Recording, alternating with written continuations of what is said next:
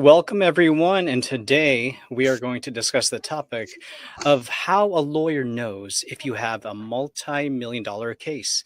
Welcome to another informative segment of Live with Mitch from the law firm of Proner and Proner. I'm your host, Mel McGuibb, and we sit down with the expert himself, Mr. Mitch Proner, a personal injury attorney with over 30 years of experience, here to answer your questions or any interesting topics that you might find useful in the personal injury world. And just a reminder, folks, if you need to contact us, all consultations are free and confidential. Call us at any time at 1-800-321-1234. How are you doing, Mitch? Doing well, doing well. How about yourself, Mel? Not too bad. I'm actually enjoying this cold weather. Funny enough. Yeah. But yes, I'm doing well. Yeah, so let's dive into it. So not Mitch, what are the main signs that tell you a case could be worth millions? Could you kind of like walk us through that? Well, the first issue is how the incident occurred. We call that liability. In order to have a big case, someone needs to be at fault. Right. It can't be, I was walking in my bedroom at night and I stubbed my toe. That's not going to get you there. Right.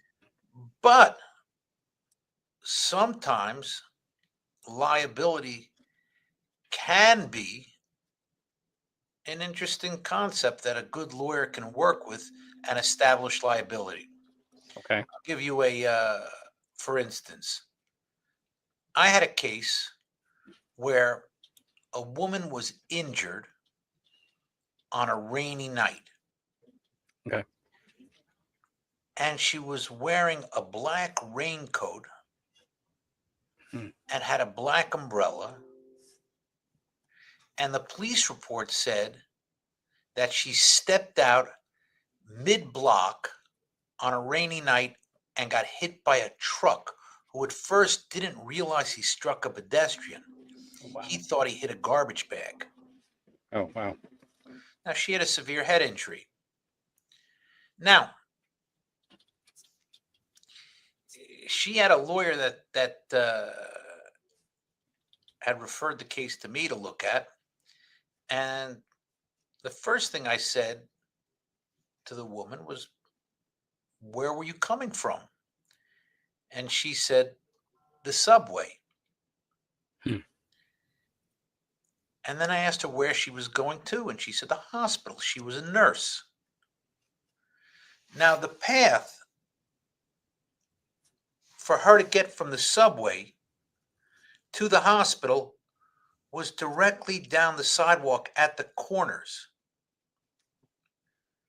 So for her to walk from the corner to the middle of the block, just across the street, to have to walk back to the corner didn't make any sense. Right. She could have been walking to the middle of the block to get like a newspaper or to stop in a store because there was nothing on that corner. It was a park. And the park had a gate around it. So for her to walk to the middle of the block, so it turned out she wouldn't do that. She would walk corner to corner, but she had no memory of what happened. And the witness that was on it, in addition to the truck driver, said she got hit in the middle of the block. Well, I went with the witness to the accident scene, and I showed her where my client was coming from and where she was going to. And the client, she didn't remember the accident because of the head injury, but she knew she left home, and her husband verified she left home, and she knew she was on her way to work. Otherwise, she wouldn't have been a block away from the hospital. Right. So when I went to the accident scene with the witness, and I said, the police report has you as having it mid-block. Is that just where you saw the truck stop? Or did you see the impact? She says, no, that's where I saw the truck stop. Okay. I don't know where it hit her. Well, a truck, in order to stop, once it realized it hit somebody, if he originally thought it was a plastic bag, the truck moves. So based upon what we knew about the details and the client's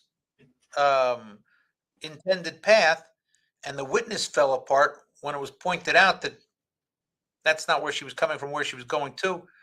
And then after that, we did a deposition of the witness, which is sworn testimony. Defense attorney questioned her, and shortly thereafter, they settled the case. And the woman, fortunately, the nurse, got a multi-million-dollar settlement. Okay. So liability isn't always what you think it is initially. But on the flip side, I had a case where these three guys were passengers in a truck, and they said the truck switched lanes and struck them. And they all ended up getting surgeries. Okay. And it was a Pepsi truck, and it seemed like a great case. Oh. And the police report recorded their statement. The truck switched lanes and struck them. And the vehicle they had was all damaged. Well, the truck driver had an interior dash cam. And the dash cam showed that the truck never switched lanes and only pulled over once these guys who were honking their horns forced him over. And at which point they said, "You switched lanes, you hit us." And he said, "I did not." Hmm. And then it turned out the vehicle they bought, or the vehicle they were in, was purchased shortly before the incident and just insured shortly before the incident. Who knows what condition it was in? They conveniently don't remember where they bought it. So I had to back out of that case because the initial liability seemed more like these guys were trying to bring a fraudulent claim. Right. And that's not what I don't practice that way. Right. I'd rather spend my time and energy trying to get legitimately injured people money rather than trying to use my talent and my skills for somebody who's trying to game the system. Right. So liability is the first thing that you have to look at, how it happened. The second thing is injuries. Typically, a multi-million-dollar case involves life-changing injuries. Were they originally hospitalized immediately after the incident, or were they just getting emergency treatment and sent home? If they were just given emergency treatment, did they end up getting surgeries?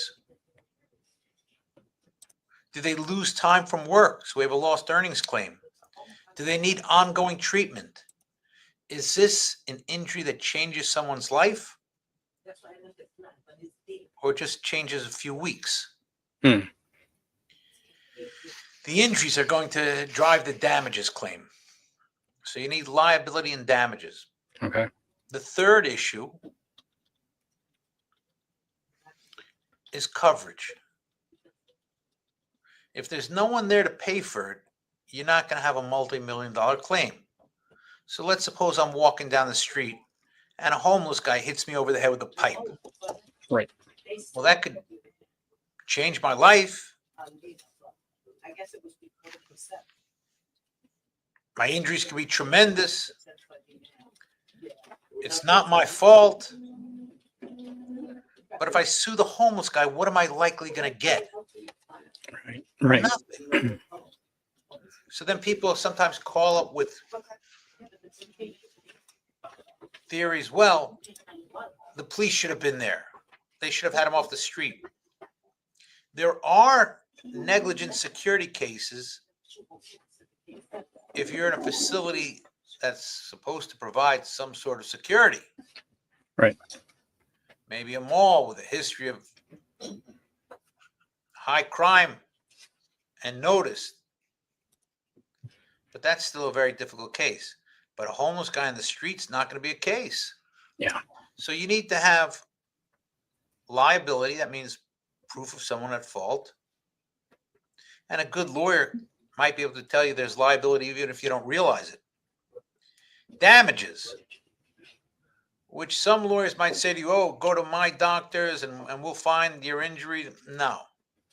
A good lawyer isn't looking for damages. If you have damages, they might be able to suggest testing that would reveal a brain injury, for example. Right. There's new types of MRIs, MRIs with DTI, which is diffuse tensor imaging, that can show a brain injury where before there was no proof. And that can be important to establishing damages and the value of a claim. Because otherwise, if I say to you, my head is not the same, I can't even do simple math. Mm. You don't know if that's true or not. Right. If you say to me, add up, I got another one. This is a true story. Client comes into my office and he said his boss made him work 8 days a week. And I said to him, it's true. It's just recently. And I said to him, how many days are in a week? And he said, 8. Now you'd think maybe this guy's making it up. But we did testing on his brain. And he's got brain damage. Oh, wow. So it can create a now the doctors didn't send him for that testing. We had to have a neurologist prescribe it because I can't prescribe it, an examination. But typically we could get an expert consultation and an expert could request different testing. Just like if you hired a plumber to come to your house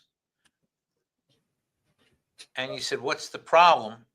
And they said, well, I need to check the pipes. An expert could say, let me check the pipes. Right. In this case, it could be blood flow to the brain. It could be the volume of the brain.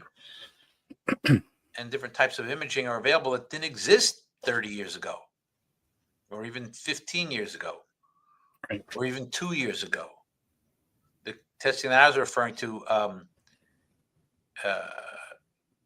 MRI with diffuse tensor imaging, just got FDA approval. Oh, wow.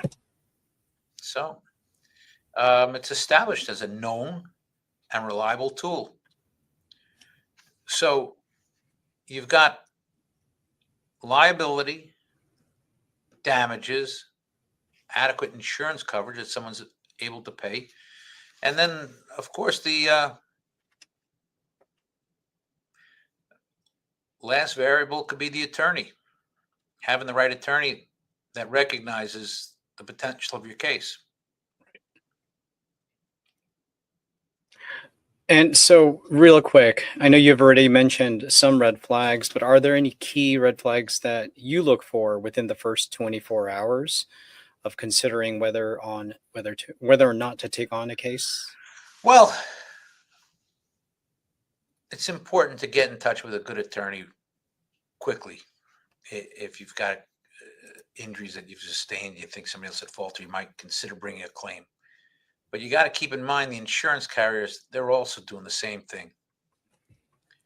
So we like to do an investigation relatively quickly, but the insurance carriers do as well. We had a case where a client said he was struck in an intersection by a vehicle that didn't obey the traffic control device there. And he was already in the intersection when he got hit. Well, the insurance carrier, they got a video from someone's door alarm, and it showed our client going through a steady red light. Oh, wow. And I said to him, nobody's going to pay on this. You went through a red light. And he said, I know. That's why I thought I better get a lawyer right away. So investigation early on is typically where you first find the red flags. The second place is in the medical records. I have a client who came to my office. Her husband actually was a paralegal that worked for me years ago, her ex-husband. And she came to my office talking about a terrible injury and she needed surgery. And we got the medical records, and it turned out the surgery was paid for by a workers' comp claim that she had for a year and a half before she ever had this accident. Oh, wow. Meaning her injuries weren't caused by the accident that she was trying to get money from. Her injuries were caused by a prior workers' comp claim. Wow. So she came into my office looking for money for her injuries from an accident, and it turned out she already had those injuries before she ever had this accident. So I told her, and I said, "You're not going to get paid." So in the medical records, that's the second red flag. The third red flag can come from disclaimers. Insurance carriers might send out disclaimers saying we don't cover them for that loss or this loss, but those disclaimers aren't always true. And I've gotten clients millions and millions of dollars where there were disclaimers. So that's something that I can usually work with. And Right. those are the typical red flags.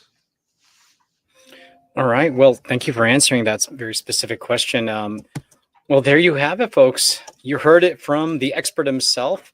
And that'll do it for now. And thank you for taking your time to tune in now, whether it's on our podcast or video broadcast. We really do appreciate you taking the time. And as always, if you need to contact us, you can call us 24/7 at 1-800-321-1234, where consultations are free and confidential. And also, if you haven't done it yet, please follow us on Instagram, TikTok, Facebook, and of course, YouTube. Like, share, and please subscribe so you get the latest updates. Now, before we go, Mitch, is there anything else you want to add? No, most important thing is be safe. But if you're not safe and you've suffered injury, get in touch with a good lawyer right away. Thank you.